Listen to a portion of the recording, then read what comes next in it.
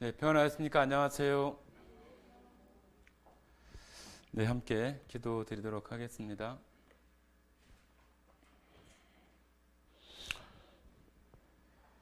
천지 우주 만물의 창조주 되시는 아버지 하나님 감사드립니다. 이 세상을 창조하신 것은 다른 어떤 것이 아니라 우리 하나님의 형상을 따라 지음받은 우리 사람들을 위함이며, 또한 이 지구가, 이 땅이 있는 것 또한 사람으로 거주할 수 있도록 지으신 그 하나님의 크신 사랑입니다. 주님, 그 사랑을 받은, 또 말씀을 통해서 그 은혜를 받은 성도들이 오늘 이 시간 함께 말씀을 나누고 그 하나님의 크신 사랑을 다시금 새기고자 합니다. 주님, 오늘 하루 가운데 어떤 일이 있었든지 간에 이 시간 하나님 말씀에 집중하게 하시고, 하나님의 말씀으로 말미암아 우리 안에 깊이 새겨지는 그러한 양식이 될 수 있도록 인도해 주시기를 원합니다. 방송으로 참여하는 모든 성도들과 가족, 또 가정들에게도 마찬가지로 하나님의 크신 은혜가 그 안에 전달되어지기를 간절히 원합니다.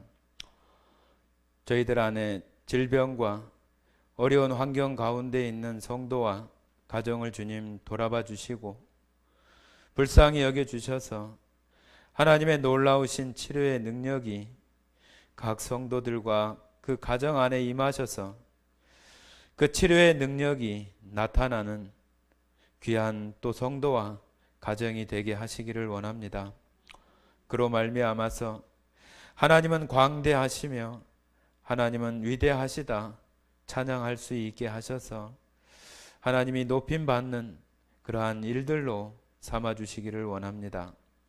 주님, 오늘 이 시간을 통해서도 창조주 하나님에 대해서 깊이 묵상할 수 있게 하시고, 이 성경이 누구를 위하여 기록되었고 또한 얼마나 하나님의 크신 사랑이 성경 가운데 녹아져 있는지를 생각할 수 있는 귀한 시간으로 채워주시기를 원합니다. 이 시간 모든 순서 위에 오직 하나님 영광 받으시기를 간절히 원하오며 우리를 사랑하시는 거룩하신 예수님 이름으로 기도드렸습니다. 아멘. 혹시 어디 안경이 있는가요? 안경이 어디다 놨나 모르겠습니다.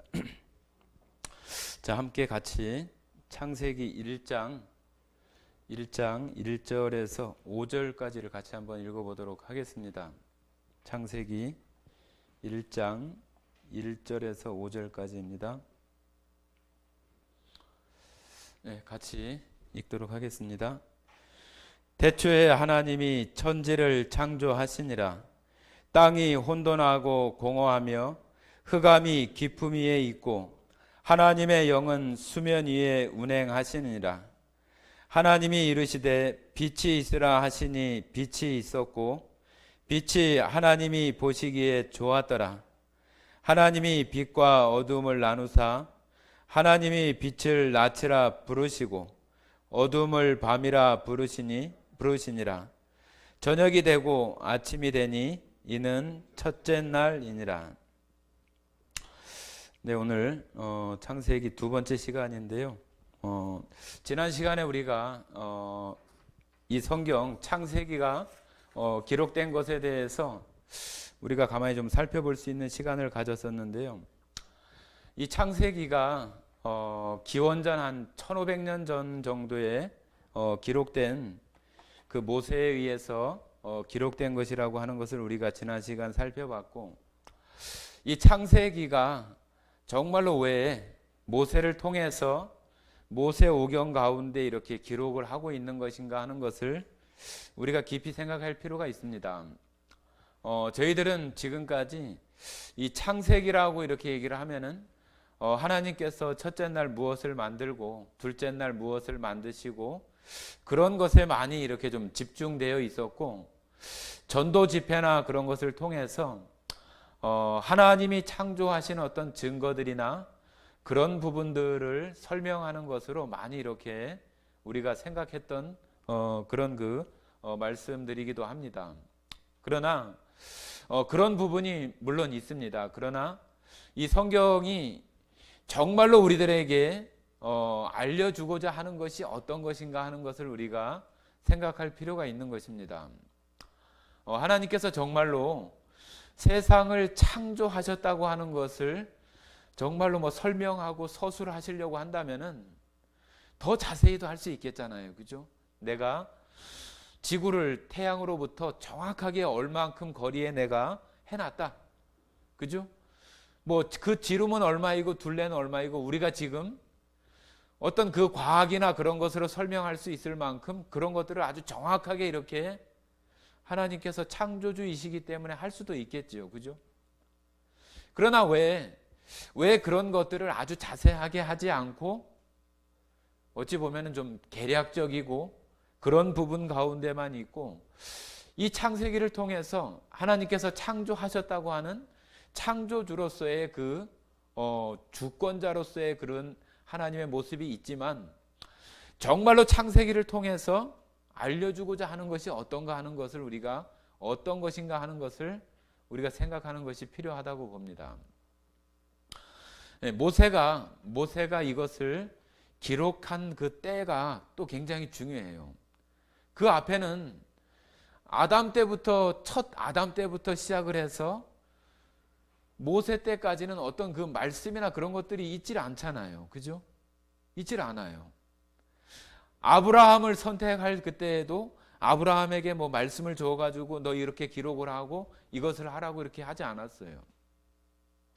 그런데 그 많은 시간이 이렇게 지나오는 그 중에서 모세가 그 광야 그 시내산 가운데 있었던 그 즈음에 그 광야 시대가 거의 끝나갈 그럴 즈음에 이 모세 오경 창세기를 시작으로 해서 신명기까지 이 5권의 책을 기록하게 했었던 그 이유가 어떤 것일까 하는 것을 우리가 한번 생각해 봐야 되는 거죠. 그냥 단순히 정말로 하나님이 창조했다고 하는 것을 드러내려고만 하는 것인가? 아니면 정말로 여기에 어떤 다른 의미, 하나님께서 정말로 전달하고자 하는 어떤 다른 의미가 있는가 하는 것을 우리는 그것을 잘 관찰하고 생각할 필요가 있는 거죠. 지난 시간에도 우리가 살펴보면서 이스라엘 백성들이 광야에 정말로 사흘길을 가서 하나님을 이렇게 섬길 수 있게 해달라고 했던 그런 부탁대로 그들이 홍해를 건너서 나오기는 했어요. 그죠? 나오기는 했는데 애굽 땅에 있었던 그 시간이 거의 400년, 430년 그냥 400년이라고 해도 그 시간이 엄청나게 긴 시간인데 그 400년 동안 그들이 하나님을 잘 섬기고 그렇게 살았던 것도 아니었을 거예요. 그죠? 왜 그러냐 하면은 그들은 노예로 애굽에서 요셉이 함께 했었던 그 바로 그 왕이 죽고 난 이후에는 오히려 이제는 그 유대인들 히브리 민족을 억압하고 숫자가 많아질까 봐 그들이 자꾸 번성하면 어떤 위험이 될까 봐 그들을 자꾸 억압하기 시작을 하고 노예로 삼아서 400년 동안 그렇게 있었다고 한번 생각을 해보세요. 처음에 그 요셉의 식구들이 갔을 때는 한 70명 정도가 이렇게 됐다고 했는데 나중에 나올 때 거의 200만 가까운 그런 숫자가 나오게 되는데 그 시간 동안에 있어지면서 400년이면은 그냥 한 세대를 40년으로만 한다고 해도 10세대가 지나가는 거예요. 그죠? 제가 아들을 낳고 10번째까지 갔을 때까지의 그 시간이 가는 거란 얘기죠. 그러면은 그 유대인들이 가지고 있었던 그 아브라함으로부터 하나님의 어떤 선택된 그런 민족, 하나님을 섬기는 거, 그런 거에 대해서 그것이 잘 이어지기가 쉽지 않겠잖아요. 그죠? 여러분들 우리가 일제강점기 때가 36년이에요. 36년. 한 세대도 안 돼요.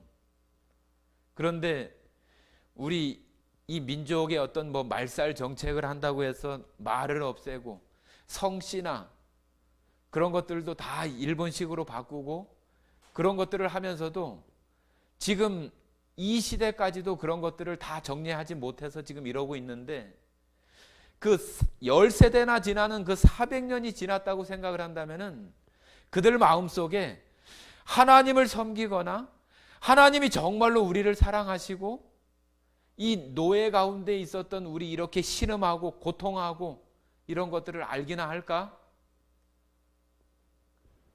그런 마음들이 더 컸었을 거예요.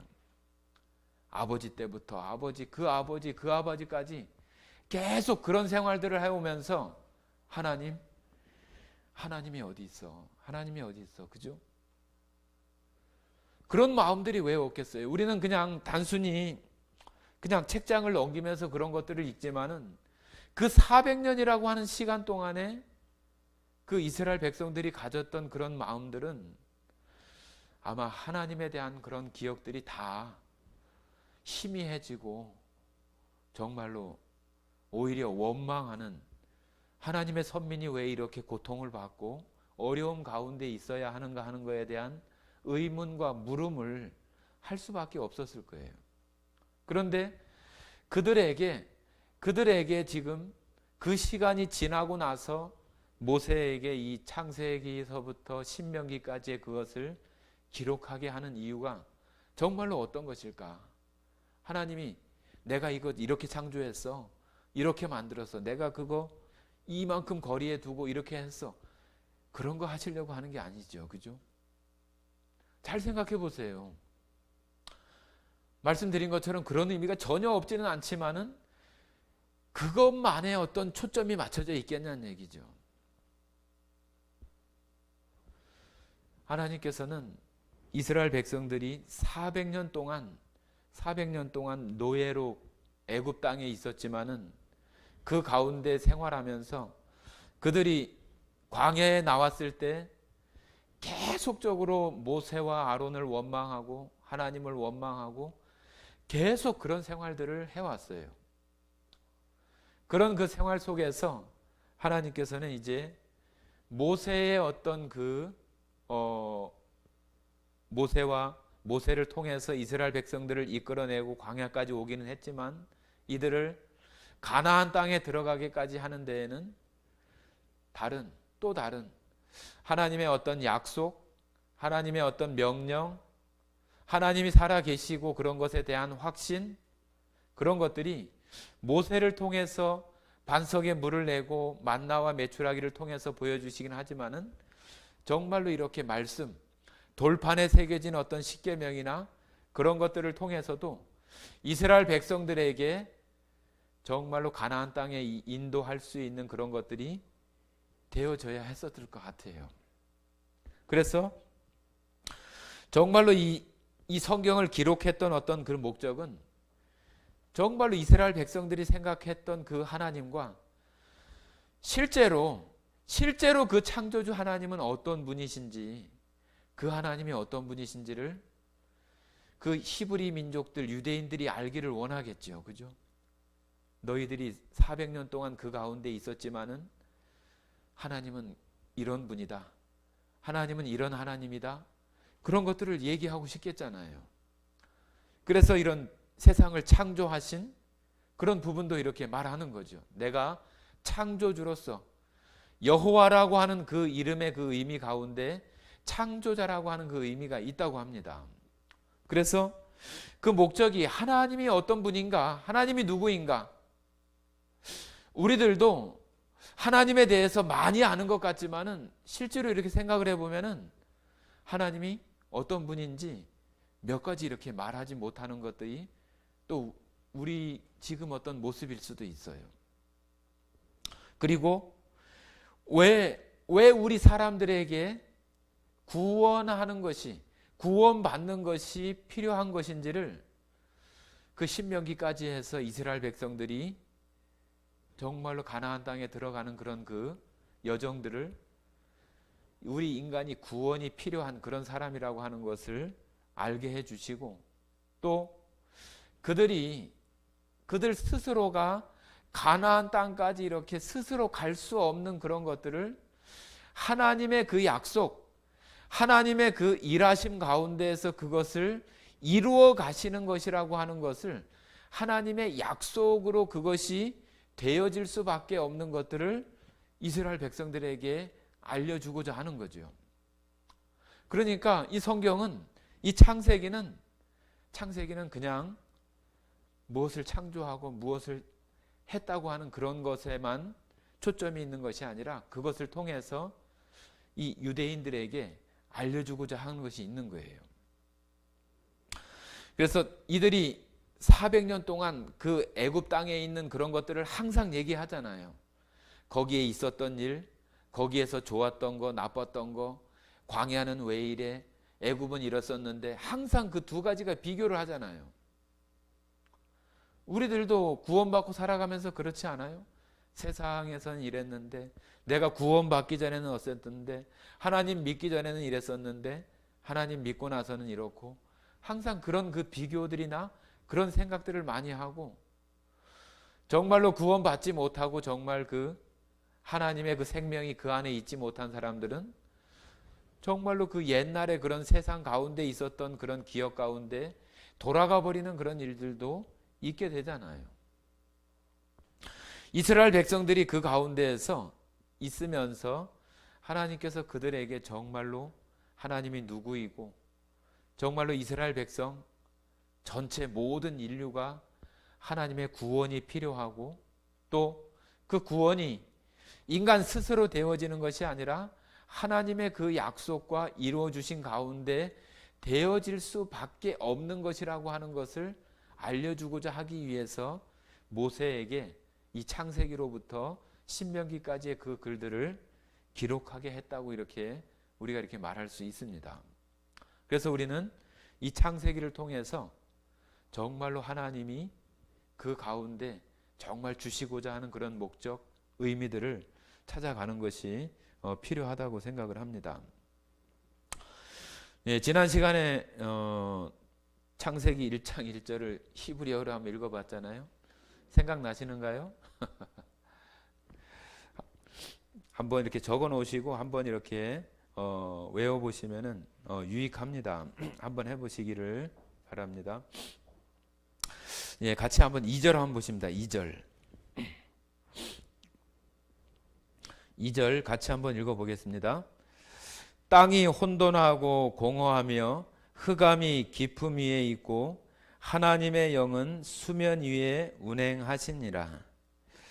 예, 저희들은 이런 말씀들을 항상 하나님께서 세상을 창조하실 때 어떤 창조하기 이전에 어떤 혼돈하고 또 비어 있고 흑암 가운데 있었던 그런 좀 뭐라고 해야 되나요? 무질서하고 혼란스럽고 그런 상태들로 이렇게 많이 이렇게 표현을 했는데, 예, 이 혼돈이라고 하는 어떤 그 단어 자체가 어떤 그 의미를 가지고 있냐 하면은 어떤 그 형태나 모양 그런 것들이 갖추어지기 전에 어떤 그런 모습들을 혼돈이다, 그렇게 어떤 그 단어적으로 이렇게 설명을 할 수 있고, 공허하다고 하는 것은 우리 마음도 표현할 때 공허하다 그런 표현을 하는데요. 여기 나오는 이 공허라고 하는 것은 비어있는, 그죠? 아무것도 없는 비어있는 상태를 공허하다고 이렇게 말할 수 있어요. 그리고 흑암이다. 흑암이라고 하는 것은 깜깜함, 그죠? 아주 흑암이 아주 깊음 위에 있다고 하는 것처럼 아주 깊은 어둠 가운데 있는 그런 표현이라고 이렇게 말할 수 있겠죠. 그래서 우리가 성경에서 보면은 이 깊은 어둠 이런 표현을 요한계시록 같은 데서는 사단을 결박해서 무저갱에 이렇게 가두는 그런 그 표현이 있잖아요, 그죠? 그 무저갱이라고 하는 것은 말 표현대로 하면은 그 바닥이 없는 그 굴이라고 하는 얘기인데, 지금 이 무저갱이라고 하는 것도 그냥 어떤 장소나 어떤 그 장소의 어떤 그런 개념보다는 그런 상태, 그죠? 계속적으로 그 끝이 보이지 않는 그 어둠 가운데, 그 깊음 가운데 있는 상태, 그런 부분으로 우리가 이해하는 것이 훨씬 더 이해가 빠릅니다. 그냥 어느 곳에 가면은 그냥 바닥이 없는 그 무저갱 같은 굴이 있는데 거기다가 사단 마귀를 결박하는 그런 것보다도 아주 끝없는 그런 어둠 가운데 깊음이 있는 그런 상태, 그런 상태에 놓이게 되는 것들을 우리가 여기 흑암이 깊음 위에 있다, 계시록에서 표현하는 무저갱이다, 이런 표현들을 할 수 있습니다. 자, 그런데 여기 처음에 땅이 그러잖아요. 땅이 하나님께서 이 세상을 창조하셨는데 왜 수성이 아니면은 금성이 그렇게 얘기하지 않고 왜 지구, 땅이 왜 그렇게 얘기를 하냐는 얘기죠. 왜? 그거는 하나님께서 다른 우주나 여러 가지 어떤 만물들이 있지만은 하나님께서 정말로 관심을 가지고 그곳에 지금 정말로 생명이 있게 하시는 그런 일들을 하고 싶어 하시고 관심을 가지시는 곳은 바로 이 땅이에요. 땅. 이 땅은 이 성경에서 표현을 할 때 땅이라고 하는 것을 우리 사람들 마음으로도 많이 표현을 하고, 또 우리가 마음의 밭 그런 표현을 하잖아요. 또 우리 자신들이 사람이 흙으로 만들어졌잖아요. 그죠? 흙으로. 그래서 우리가 이 땅, 이 흙인 이곳에 하나님의 말씀, 그 생명이 떨어져서 우리 가운데 그 열매가 맺어지기도 하고, 복음서 마태복음에 나오는 것처럼 가시밭에 떨어지고 돌밭에 떨어져서 열매가 있지 못하는 그런 부분들이 나오는데, 거기서 어떤 그 초점은 그 씨가 아니라 그 밭이에요. 밭. 그죠? 땅의 상태에 따라서 땅이 어떠할 때 거기에 열매가 맺히고 맺히지 않는 그런 것들이 되어지는 것처럼, 그 땅이라고 하는 것이 바로 사람 자체를 말할 수도 있고, 그 사람의 어떤 내면, 마음, 심령, 그런 것들을 이렇게 얘기할 수도 있어요. 그래서 이 땅이다, 흙이다, 우리 사람들도 아담이라고 하는 그 어원의 뜻도, 아담, 첫사람 그 이름이 아담이지만 그 아담이라고 하는 그 어원이 흙이라고 합니다. 흙.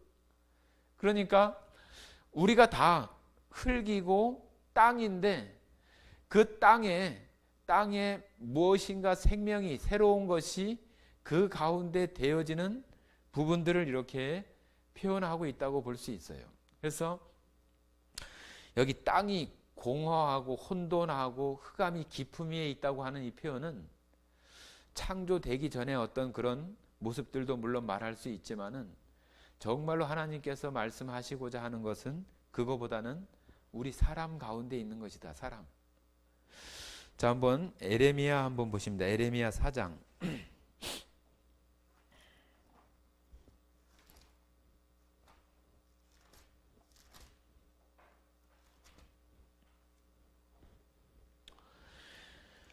자, 4장 구약성경 1056페이지 에레미야 4장 23절부터 25절까지 한번 읽어보시겠습니다. 23절부터 25절까지 같이 읽겠습니다. 보라, 내가 땅을 본즉 혼돈하고 공허하며 하늘에는 빛이 없으며, 내가 산들을 본즉 다 진동하며 작은 산들도 요동하며, 내가 본즉 사람이 없으며 공중의 새가 다 날아갔으며.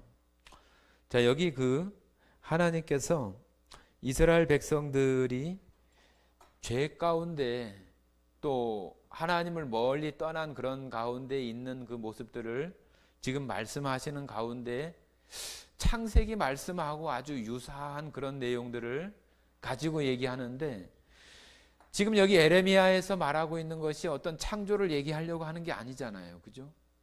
창조를 얘기하려고 하는 게 아니에요.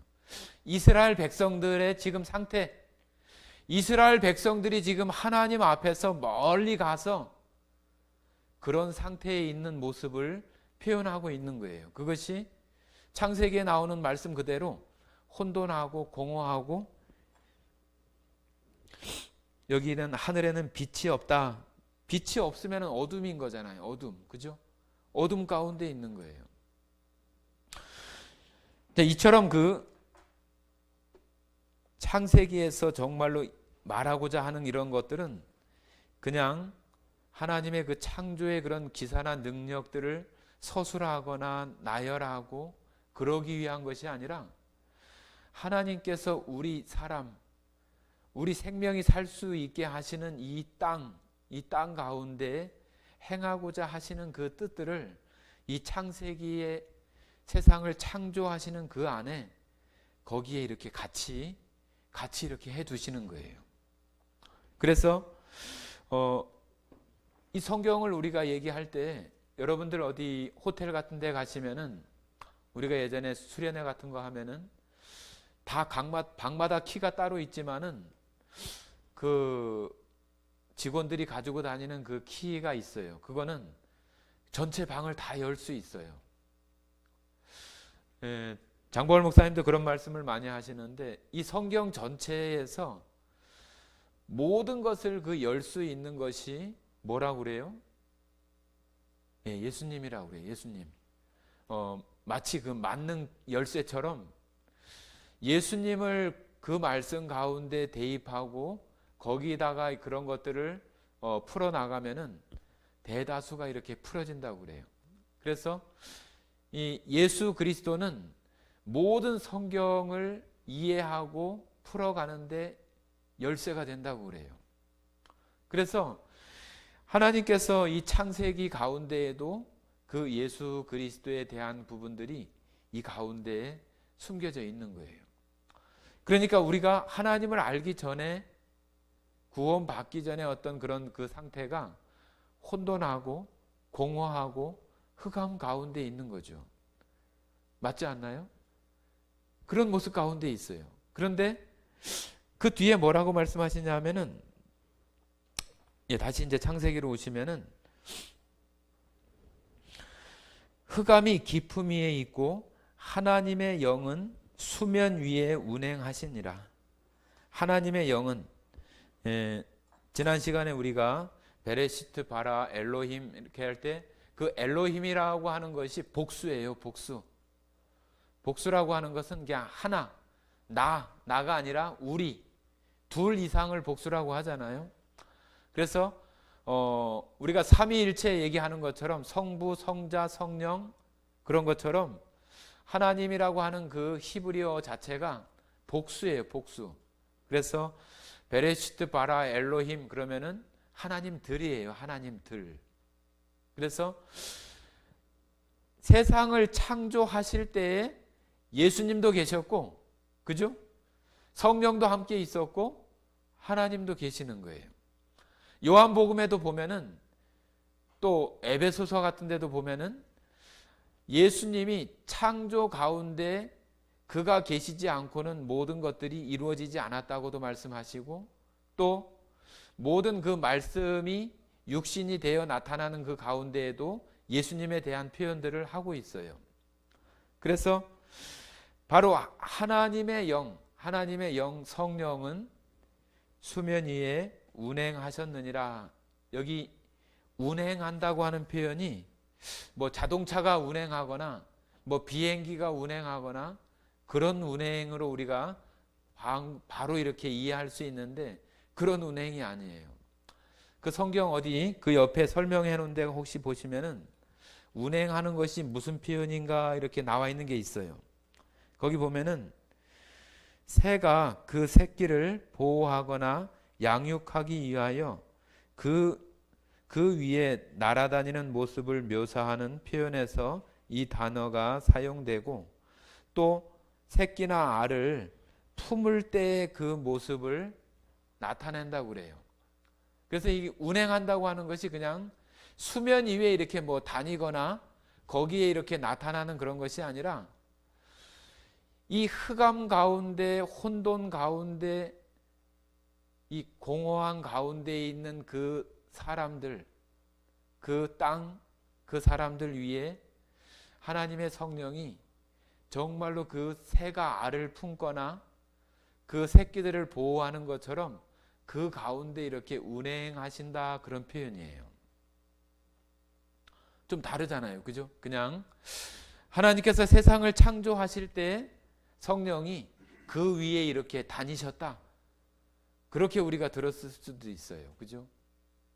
뭐 그 부분도 틀리진 않습니다. 그러나 우리가 정말로 여기서 찾으려고 하는 것이 어떤 것인가 하는 것을 우리가 발견하는 것이 필요한 것이지, 단순히 뭐 하나님이 이런 것들을 우리가 전도 집회 때 했던 것처럼 뭐 둥그렇게 했느니 뭐 길게 했느니 그런 것들을 설명하시기 위해서 이 창세기를 기록하고 그것만을 위해서 기록하고 있지는 않다고 하는 거죠.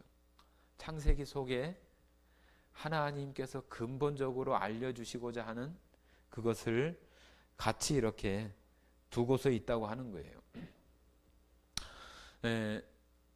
우리가 그 새 같은 것도 이렇게 보면은 그러잖아요. 새가 알을 품고 그게 부화할 때까지, 집에서 옛날에 시골에 닭을 키울 때도 닭이 계란을 이렇게 품고 새끼 병아리가 나올 때까지 품고 있는 것, 그런 것처럼 그 새끼에 대한 그 어미 새, 닭이 그렇게 품고 정말로 있는 것은 사랑이잖아요. 사랑, 그죠?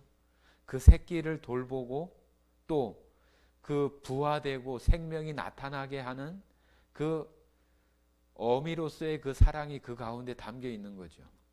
그러니까 땅이 혼돈하고 공허하고 흑암이 깊음 위에 있다고 하는 것은 그런 그 상태만 나타내는 것이 아니라 우리 사람들을 향하신, 이 땅을 향하신 하나님의 그 사랑이 마치 그 새나 닭이 그 둥지나 새끼를 품고 있는 그런 모습처럼 그런 가운데 있는 모습이라고 할 수 있어요.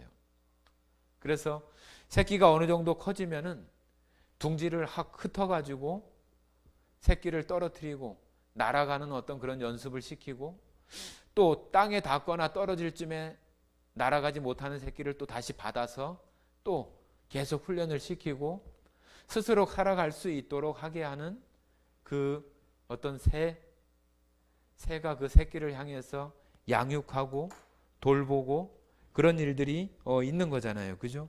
그래서 여기 나오는 그 위에 운행하신다, 그런 표현이 이제는 우리가 하나님께서 정말로 성령으로 이 세상을, 또 사람들을, 흑암 가운데, 어둠 가운데, 혼란 가운데 있는 사람들을 정말로 하나님의 사랑이 그들 위에 이렇게 있는 그런 모습으로 우리가 생각하는 것도 참 또 필요한 그런 부분이라고 생각을 합니다. 자, 신명기 한번 보십니다. 신명기 32장.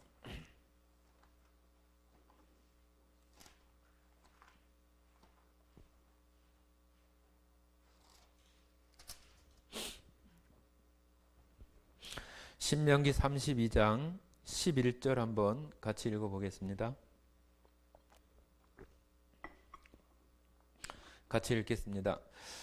마치 독수리가 자기의 보금자리를 어지럽게 하며 자기의 새끼 위에 너풀거리며 그의 날개를 펴서 새끼를 받으며 그의 날개 위에 그것을 엎는 것 같이.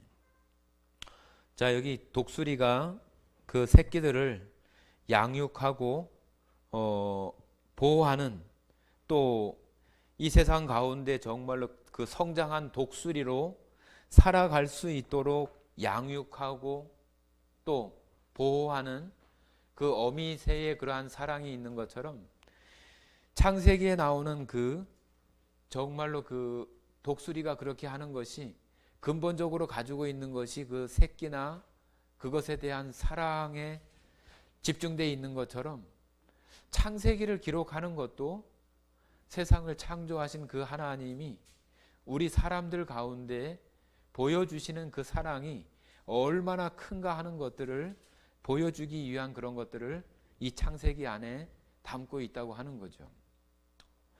그래서 이 창세기를 통해서 우리는 하나님께서 우리들을 우리 인생들을 구원하시는데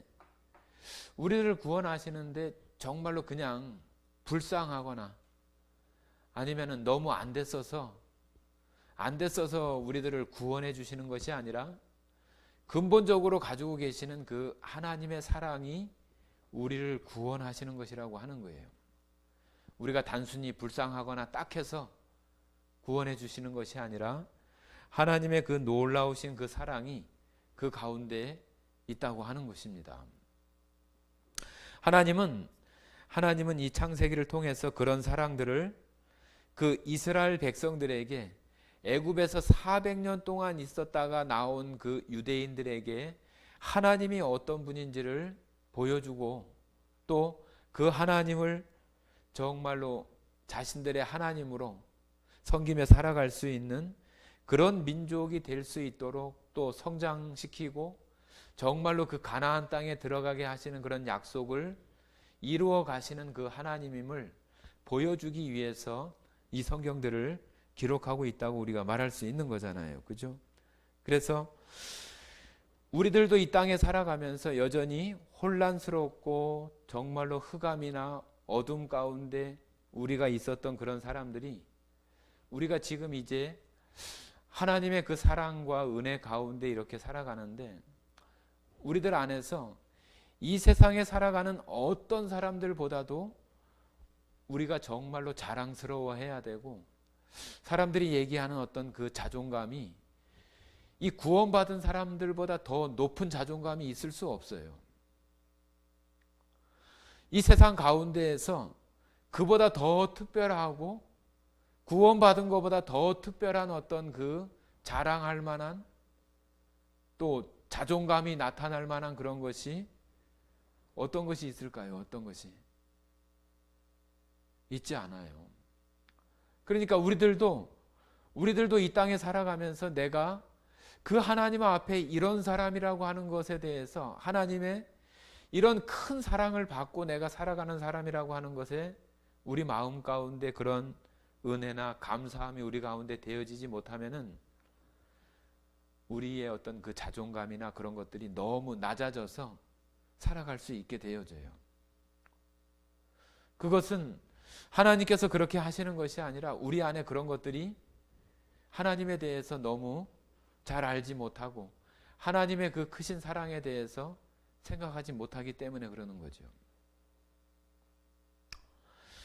우리가 성경의 그 룻기를 보면은 룻기에서 또 복음서 성경에 보면은 예수님 앞에 나왔던 그 이방 여인이 정말로 그 상에서 떨어지는 부스러기라도 이렇게 먹고 싶어서 했었던 그 이방 여자에게 예수님이 아주 냉혹하게 얘기를 하잖아요. 그죠? 자녀들의 떡을 취해서 개들에게 주는 것이 마땅치 않다 이렇게 얘기를 해요. 그런데도 그 여인은 옳소이다. 개들도 주인의 상에서 떨어지는 것으로 배불리지 않느냐고 이렇게 얘기를 해요. 그러니까 예수님께서 그 여인의 그런 믿음을 보고 그 여인이 구원받았다고 이렇게 표현을 하시고 그 룻기에도 보면은 그 룻이 그 나오미를 따라서 베들레헴 그 유대 땅으로 오잖아요. 그런데 룻은 이방 여자예요. 이방 여자. 그러니까 유대인 사회에 이방 남자도 아니고 여자가 그 가운데 들어온다고 하는 것은 엄청난 일이에요. 엄청난 일. 그가 그 땅에 왔을 때 그 유대인들에게 받을 어떤 그 비난이나 또 외면이나 따돌림이나 어떤 그런 것들이 많이 있었을 줄을 분명히 알았을 텐데 나오미를 통해서 얼마나 많이 들었겠어요. 그죠? 그런데도 정말로 나오미가 섬기는 하나님이 자기 하나님이 되고 나오미가 죽는 곳에 자기도 죽겠다고 하면서 나오미를 따라왔던 그 룻이 그곳에 왔을 때 아무 재산도 없고 아무것도 없는 그런 가운데 이방 여인이니까 주변 사람들이 이렇게 다 알아보지 않겠어요? 지금 우리나라 사람들이 다문화권에 있으면서 저 동남아시아나 다른 나라에 있는 사람들을 금방금방 이렇게 알아보는 것처럼, 그런 사람을 유대인들이 그 룻이라고 하는 여인을 어떻게 봤겠냐는 얘기죠. 어떻게. 그런데 그 룻이 왔을 때 정말로 먹을 것이 없어서 이삭이라도 이렇게 주워서 그걸 찧어가지고 먹어야 될 그런 정말로 절박하고 가난한 그런 형편 가운데 그 밭에 나가서 이삭을 줍게 되는데, 그 이삭을 줬을 때 그 일하는 사람이나 그 논 주인이 뭐 욕을 하거나 뭐 나가라고 하거나 그렇게 할 수도 있잖아요. 그죠? 그런데 그 가운데 그 보아스라고 하는 사람이 그 먼 친족 가운데 있었던 사람이어서 나오미가 왔다는 소식을 듣고 그 모압 땅에 있는 한 여인이 같이 왔다는 얘기를 들었겠죠. 그런데 그 이삭을 줍고 그렇게 있는 것이, 그것도 정말로 너무 힘들고 고통스러운데, 그 밭에서 일하는 사람들이 그 룻에 대해서 비난하고 조롱하고 정말로 사람 취급도 안 해주고 그러면은 얼마나 고통스럽겠어요. 그죠? 그런데 보아스가 그것을 알아보고 그가 뭐 동정하듯이 무엇을 이렇게 해주는 것이 아니라 그가 이삭을 줍는 것을 그냥 허락해주고 그 룻을 종들에게 꾸짖거나 어떻게 하지 말라고 이렇게 이야기를 하면서 그 이삭 줍는 것을 계속 할 수 있도록 해주라고 하면서, 그냥 땅바닥에 떨어진 그 이삭이 아니라 이삭을 베면서 그 자기 손에 있었던 것을 빼서 이렇게 떨어뜨려 주는 그런 그 표현이에요. 그 표현이 그냥 나달갱이 이렇게 하나씩 우리가 생각하는 것처럼 이삭을 줍는 것이 아니라 그런 표현이에요.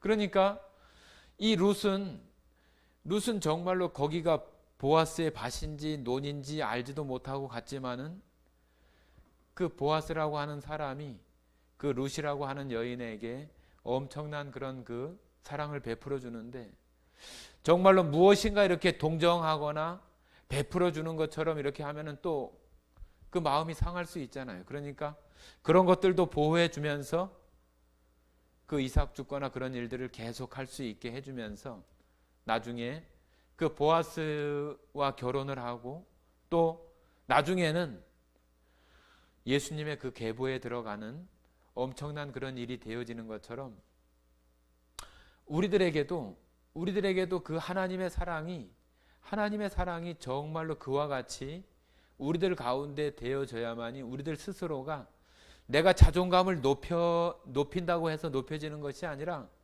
우리 안에 그런 마음이 찾아올 때 우리 안에 그런 그 자존감이 형성이 되고 세상의 어떤 것으로도 비교되지 않는 그런 자랑스러움이나 자존감이 그 안에서 될 수 있는 거예요. 예수님을 믿고 살아도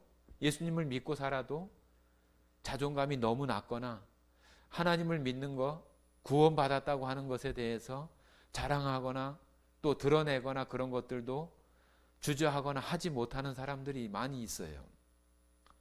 그것은 자기 그것의 자존감이나 구원받은 것에 대한 즉 자랑스러움이나 그런 것이 그 마음 가운데 있지 않기 때문이죠.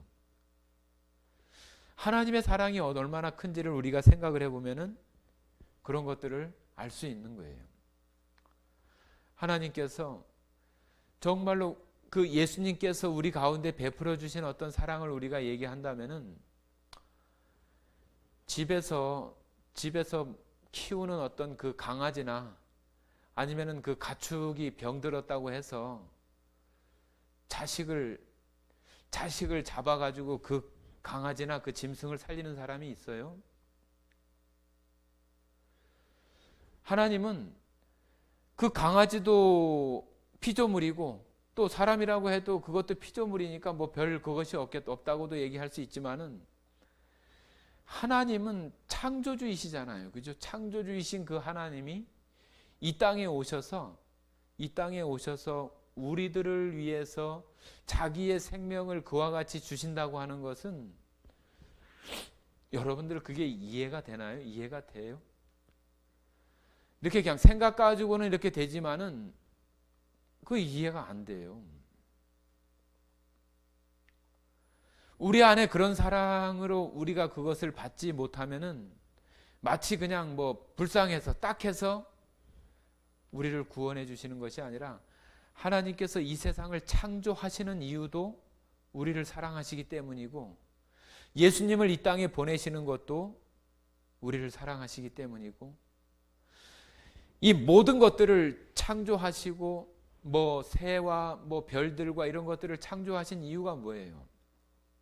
하나님이 그런 것 만들어 놓고 거기서 뭐 잘 관찰하고 그러시려고 그거 만드시나요? 아니잖아요. 그죠? 여러분과 저 우리 한 사람 한 사람을 위해서 하나님께서 이 우주가 필요하고 이 지구가 필요하고 예수님이 필요한 거잖아요.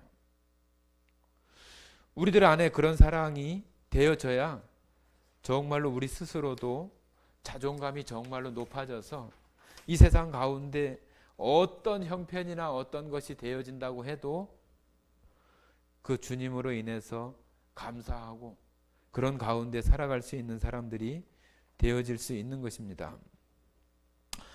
그래서 여러분도 정말로 그런 가운데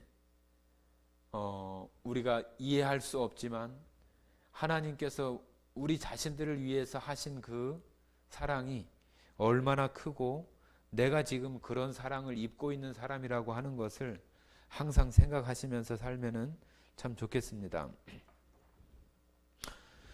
우리가 그동안 많이 들었잖아요. 우리가 뭐 존귀한 자라고 이렇게 많이 듣지만은 그것이 우리 안에 실제로 이렇게 되어지지 못한다면은 실제로 되어지지 못하면은 그것이 무슨 의미가 있겠어요. 그죠?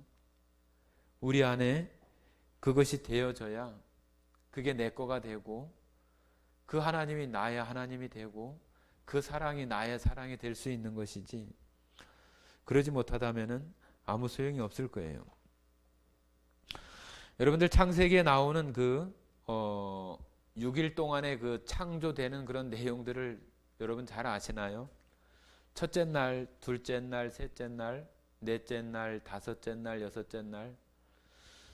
우린 잘 그런 거 잘 기억하지도 못해요. 그죠? 뭐 그거 기억하는 것이 중요한 것은 아니지만은 하나님께서 이 세상을 창조하신 그런 것들 가운데 그것이 다 나를 위해서 정말로 세상 가운데 별로 보잘것없는 나 같은 사람을 위해서 하나님께서 이 지구도 만드시고 이 모든 것들을 만드셨다고 하는 것을 생각해 본다면은 너무나 감사가 되어지잖아요. 아까 우리가 읽었던 그 말씀 예레미야 4장 그 말씀처럼 하나님께서 그 독수리가 그 새끼를 업는 것 같이 우리들을 그렇게 보호하시고 양육해 가시는 그런 과정 가운데 우리들이 살아가고 있고 또 이 모든 이 성경 안에서 우리들은 하나님의 사랑이 어떻게 이렇게 표현되는지를 잘 그 안에서 발견하려고 해야 되고 그 단순히 어떤 그 사건 자체가 중요한 것이 아니라 그 가운데 하나님께서는 자기의 사랑을 걷다 담아놓고 그것을 우리들로 하여금 발견하고 알게 하는 거죠. 대부분이 다 그렇게 돼 있어요. 다. 그래서 성경 안에서 예수님을 가지고 많은 것들을 이렇게 대입하면은 다 이렇게 정말로 열려지고 풀어질 수 있는 그런 부분이 되어지게 되어 있습니다. 그래서 예수님께서 이 성경 창세기 안에 처음에 태초에라고 하는 그 첫 것의 의미로 예수님이 모든 것의 첫 열매가 되시는 것처럼 그 창세기 1장 1절에 나오는 태초에 하나님이 천지를 창조하셨다고 하는 그 말 속에도 예수님으로 인해서 구원이 아니 창조와 새로운 창조 그런 얘기 많이 들어보셨잖아요. 새로운 창조가 예수님으로 말미암아서 되어지는 것들에 대한 그런 일들을 이 성경 안에 다 담고 있는 거예요. 자, 고린도 후서 4장 한번 보십니다. 고린도 후서 4장.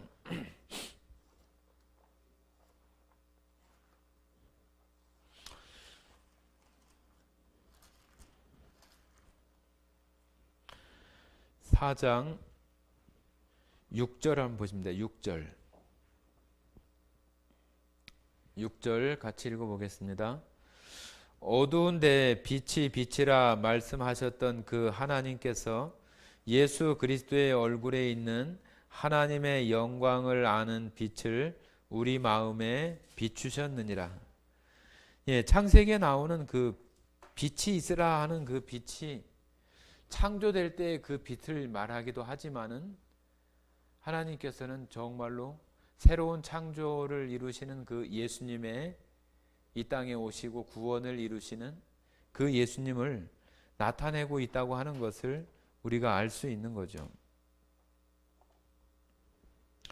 그래서 여러분들 모두가 다 이 창세기를 통해서 우리가 예수님이 모든 성경 안에 어떤 뜻이 있는가, 그 성경이 가지고 있는 그런 것들을 우리가 관찰하고 아는 것도 중요하고, 하나님께서는 거기에다가 우리에게 뭘 정말로 알게 하시고자 하는가 하는 것을 우리는 잘 생각을 해야 돼요. 그냥 누가 구원 받았네 안 받았네, 또 이 말은 이 말이네 저 말이네, 그런 것보다 그 안에서 하나님의 사랑이 어디에 이렇게 녹아져 있고 우리가 그런 사랑을 발견해야 의미가 있는 것이지, 우리는 날마다 성경을 읽으면서 그 안에서 하나님의 사랑을 발견하는 것이 가장 큰 어떤 그 행복이라고 할 수 있어요.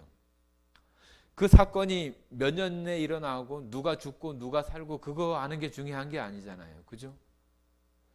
이 성경 안에서 정말로 하나님이 우리들에게 보여주시고자 하는 그런 사랑, 우리가 날마다 사랑 얘기는 많이 하지만은 그 사랑이 나한테 정말로 그렇게 되어져 있는가, 그런 부분들이 우리가 그런 사랑들을 자꾸 이렇게 발견하면서 우리가 그 하나님의 사랑을 더 경험하고 우리 안에 그런 사랑이 풍성이 될 때마다 우리 스스로를 감동하게 하고 또 감격하게 하는 그런 일들이 그 사랑들을 발견할 때 되어지는 거예요. 사람들이 좋은 일이 있거나 아니면은 뭐 고마운 일이 있거나 그럴 때 눈물을 흘리고 또 슬플 때 눈물을 흘리는데, 정말로 그 부모님에 대한 또 세상 가운데 어떤 고마움이나 사람들에 대한 어떤 그런 것들을 느낄 때 그 마음에 그 감동이 되고 은혜가 되는 거잖아요. 그런 것처럼 우리는 성경을 보면서 그 안에서 예수님의 사랑이 어디에 있고 이 말씀 속에 하나님이 어떤 것을 말씀하시고자 하는가 하는 것을 우리는 그것을 발견하는 것이 필요합니다. 예, 다시 창세기 1장 보십니다.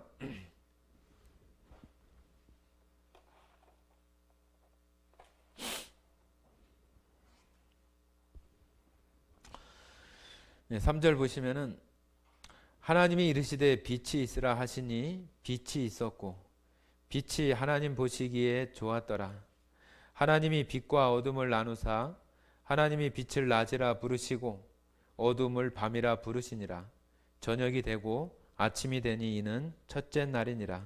예, 첫째 날 이제 빛을 만들었다고 하시면서 저녁이 되고 아침이 된다 하면서 이렇게 유대인들이 저녁부터 시작을 해서 다음날 저녁까지가 이렇게 하루예요, 하루. 우리는 아침부터 시작을 하지만은 그 시작이 이렇게 좀 다릅니다. 여기 이제 그 빛이 하나님 보시기에 좋았더라 그러잖아요. 좋았더라. 이 좋았더라는 그 표현은 그냥 뭐 잘 됐다, 적당하다 그런 것이 아니라 아주 적절하게 딱 맞다 그런 의미예요.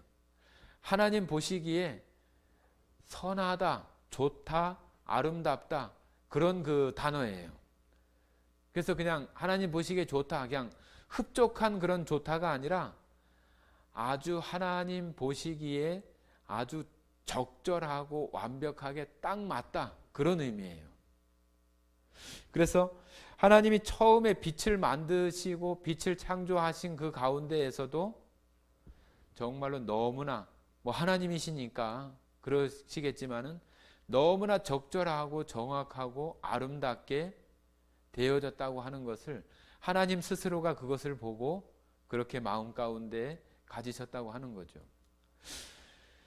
예, 오늘 여기 5절까지 이렇게 보겠는데요. 성도님들께서 과거에 저도 마찬가지예요. 저도 여러분들하고 똑같이 신앙생활을 했잖아요. 그죠? 그래서 항상 창세기 하면은 뭐 창조된 그런 이야기들만 생각을 했지. 이 가운데에서 어떤 우리 사람들을 향하신 어떤 하나님의 사랑이나 그런 부분에 대해서는 조금 부족하게 생각했던 것이 사실이잖아요. 그래서 그런 부분들을 조금 더 생각하면서 우리가 창세기를 배워갈 수 있으면 좋겠습니다. 네, 같이 기도하고 마치겠습니다. 사랑 많으신 아버지 하나님 감사드립니다. 오늘 또 이 예배를 통해서 창세기에 나타나 있는 그 하나님의 사랑을 다시 한번 우리가 살펴보고 그 의미들을 생각해 보았습니다. 하나님께서는 무엇인가를 다 기록하고자 한다면은 요한복음에 말씀하신 것처럼 이 책이라도 이 세상이라도 다 부족하리라고 하셨던 것처럼 하나님께서 창세기에 단순히 세상을 어떻게 창조하셨나 하는 것을 설명하시고 증명하시고 나열하시기 위한 그 목적만은 아닌 것임을 저희들이 또한 알게 하시고 그 말씀 속에 하나님의 크신 사랑이 정말로 근본적으로 담겨져 있다고 하는 사실을 저희들이 발견하고 그 하나님의 사랑이 얼마나 크고 내가 지금 그 사랑을 받고 있는 그런 사람이라고 하는 것에 대한 그 감사와 그 마음 가운데 그 은혜가 이루어져서 이 땅 가운데 살아가는 모든 성도와 또한 가정들이 되기를 원합니다. 오늘 이 시간 함께 하셔서 창세기 안에 또한 하나님의 사랑을 또 조금이나마 이렇게 살펴볼 수 있는 또한 시간을 갖게 하신 것을 감사드리며 우리를 사랑하시는 고마우신 예수님 이름으로 기도드렸습니다. 아멘.